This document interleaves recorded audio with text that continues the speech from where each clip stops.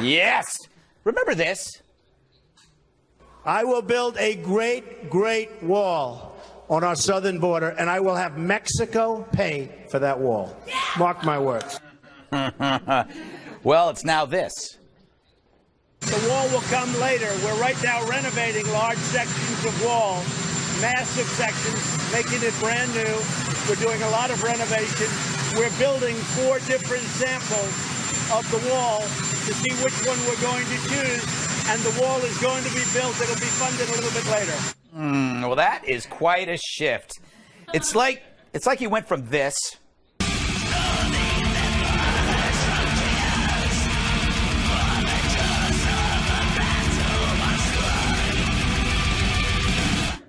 to this. Why I'm easy.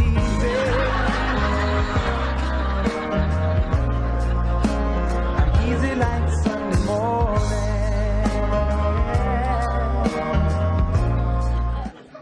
Yeah, he's easy. Now, some people are outraged, including Ann Coulter. She feels betrayed. It's playing out like a love-torn action flick. In a world of partisan politics, it takes a stand-up guy to sit down with the other side. He likes us. That's me anyway. But will he lose the one woman who stood by him through thick and thin? So far, I give him an A+. Will he pay the ultimate price for making new friends? Nude Man on a Unicorn Weightlifting Other Nude Men on Unicorns presents Donald Trump, Nancy Pelosi, Chuck Schumer, and Rowan Atkinson as Nigel. Executive Action 8, Angering Ann Coulter. Oh, you don't want to do that. Poor Ann. We love Ann. We love Ann Coulter. So, before you panic, do this exercise. When you think President Trump has let you down, consider the alternative. Now, having said all this, why aren't I 50 points ahead, you might ask? Imagine hearing that voice for 4 years. So, do you feel a little better now? Yes. I should be a therapist. The way I look at it, Donald Trump, he's like the Star Wars franchise. Sure, there are movies within it that you love, but then there are ones that you don't. But on the whole, the series of films leaves you with a pretty good feeling. And come on, this guy, he's a salesman. It's simple. The Democrats want the dreamers to stay, and Trump wants the criminals out. Seems like both sides can have their way, so they negotiate. Let's take DACA, 800,000 so-called dreamers. Trump knows there's no way you can send them all back. But instead of writing it off, he made DACA valuable by trading it to get something he wants, which is the wall, which is to say border security. Real estate agents do this all the time. They show you a house that's way out of your budget so they can move you just a little outside your budget. They get something from you by pretending to give up something that they never had. Trump always asks for more than he knows he's going to get. And he does it in a way that starts the conversation, the kind that didn't really catch the media's attention until he forced their hand. So is Trump going back on his promise on the wall, or was the wall his blunt way of raising the issue? Saying build a wall is just a catchier way of saying fix our borders. Face it, saying I love you is way better than saying I have a biological attraction to you that may wear off at some point. Yet, sometimes they mean the same thing. So Mexico says it won't pay for the wall, and Trump needs the Democrats to help fund it. So he sits down to dinner with his new pals, Chuck and Nancy, or Chancey, where they ate Chinese food and chocolate pie. How weird is that? That's like hot fudge on spaghetti. But anyway, Trump sounds like he'll give in to DACA, which is what he was going to do anyway, if he gets more cash for the border, which can be spent on a wall. You see what's going on? So after all this division, they're trying to work together. And we're not used to it. It's like watching a dog hump a cat. It's not natural. It's rare. It's like watching one of those nature shows where Jack Hanna is walking in the wild and this happens. Somewhere about 20 feet in front of me right now is a king of beasts. It's a beautiful water hole. So I don't step on a snake or something. No! No! No! No! No! Not that tough, are you? But that's what's happening now. We see something rare and we're freaking out, but we shouldn't. Sure, this is a strange trip we're on, but as long as you believe Donald Trump has America's best interests at heart, you can handle the ride, especially when you consider who might have been in that car with you otherwise. Now, having said all this, why aren't I 50 points ahead, you might ask? Feel better?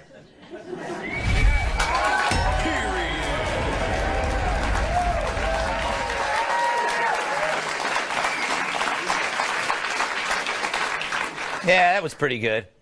Let's welcome the guest, okay? He's so smart, he got out of politics. Former Utah Congressman and Fox News contributor Jason Chaffetz.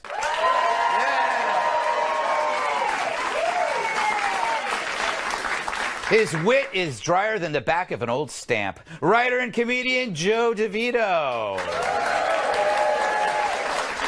She puts the Miz in miserable. National Review reporter Kat Tibbs.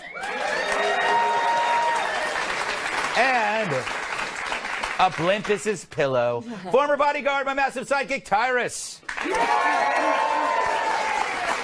right. By the way, you got to stick around for the B block. We got a great one coming up on Hillary. We're not done with that. Jason, okay, this is what I find really interesting about this. Where are my notes? Okay, it's not just Donald Trump feeling a backlash from the right, the people like Ann Coulter. Pelosi and Schumer, they're feeling it from their left flank as well. They think that they gave away a lot of stuff to Donald. So isn't that a good sign of compromise when both extremes are really ticked off? Oh, look, it burst the whole bubble of the Democratic talking points. The idea that we'd even have a conversation with Donald Trump. So the idea that they actually might get something in return. The funding is going to come from Congress. Doesn't require legislation, but the wall has to go through Congress, and that's what they got to get done. Yeah, damn. All right, Joe. They met with Hitler, and it worked out. How are they going to call him Hitler now? Well, you can't call him Hitler. I think the main thing I'm taking away from this is that it's time for him to make that move on Ann Coulter finally. I think so. Yes. Yeah, I think he's again playing them. It's hard to see what Trump's long game is, but I think he's going to end up getting what he wanted. Although, when you played that clip, it sounds like it's gone from build that wall to flip that wall. We'll work with an existing wall we have and get some value out of it. I think it's good news because when you look at DACA, there are requirements for DACA. Yeah. You have to have a clean record. You have to stay in school. These are good people, and if we can work out a compromise for that, I think that's good for America. And you can tell because former president of Mexico, Vicente Fox, was tweeting, "Oh, these are such wonderful people. How can?" Well, if they're so great, why didn't you try to keep them in your country to help your own country? Well, yeah, that's true. But the thing is, I often think if they're leaving their country, they're smart. They're getting out. They're getting out. They're getting out. That's all. The reason why America is so successful is we took the risk takers. Everybody that came over here was like, I'm getting out of there. And so we got you. So I'm more of an embracing type of person, Kat. As you know, I really do feel for everyone around the world. We knew, this is a Scott Adams point. We knew that DACA was never going to go away. Right. But he turned it into a trading piece that he used. So was that smart? Or did it backfire? I think it was. I think that anybody that was paying attention would realize that this DACA thing isn't a flip-flop at all. He never said, I don't want these people to stay here. He just said that constitutionally the legislature has to do it if they actually can stay here for real. President Obama himself said it was a temporary thing. And that's a great thing. First of all, the feelings argument, in itself, if you're a kid and your parents say, we're moving, you can't say, no, I'm not going. You go. At least that's how it worked in my family. They used to just leave me behind. But also, like economically as well, these are people that are contributing to the economy. They have jobs, and it would cost $60 billion to deport them. So it's also a smart economic decision. You know what's interesting? If it would cost $60 billion to deport them, you could have them deport themselves. Because then you create jobs.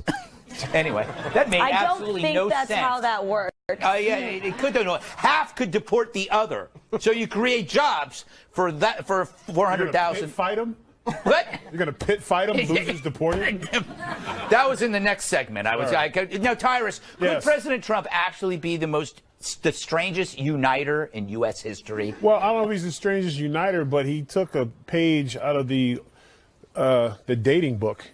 He's been in this love affair with the Republican Party for a long time, and then he said, I think I'm going to see other people. We're not over.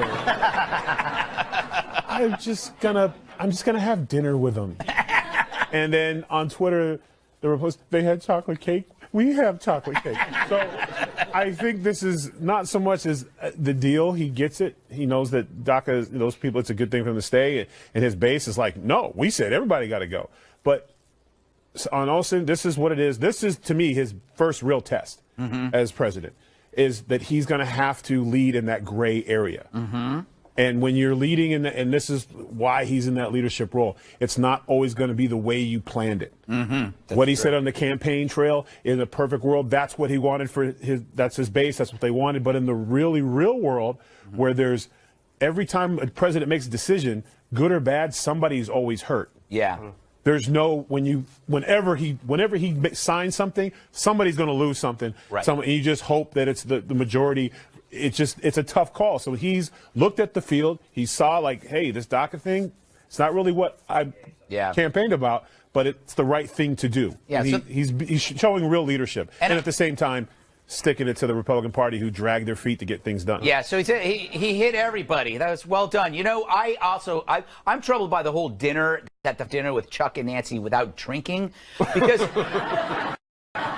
number one, that's impossible. Number two, you can't blame booze for your mistakes if there's no booze around. That's why you should always be drinking, because then you could always blame the alcohol.